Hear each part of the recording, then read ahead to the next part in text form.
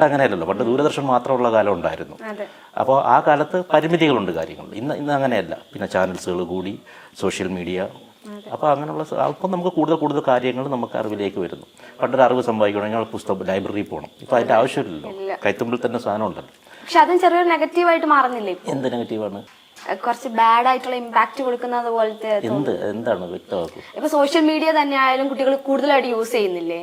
അപ്പൊ അവർക്ക് മീൻസ് ഇപ്പൊ പഠിക്കാനുള്ള സമയത്തായാലും അല്ലെങ്കിൽ സോഷ്യൽ മീഡിയയിൽ എല്ലാ കാര്യങ്ങളും ഉണ്ട്, പോസിറ്റീവ് ഉണ്ട്, നെഗറ്റീവ് ഉണ്ട്. അപ്പം അതും നെഗറ്റീവ് ഇമ്പാക്റ്റിലേക്ക് പോകാനുള്ള സാധ്യത ഇല്ലേ? ലോകത്തെല്ലായിടത്തും പണ്ട് മുതലേ പോസിറ്റീവും നെഗറ്റീവ്സും ഉണ്ട്. അതിനെ നമ്മൾ ചൂസ് ചെയ്യുന്നതിലിരിക്കുകയാണ് കാര്യം. നമ്മുടെ കുട്ടികളുടെ അടുത്ത് അത് നിയന്ത്രിക്കുന്നതിലിരിക്കുകയാണ് കാര്യം, ഇല്ലേ?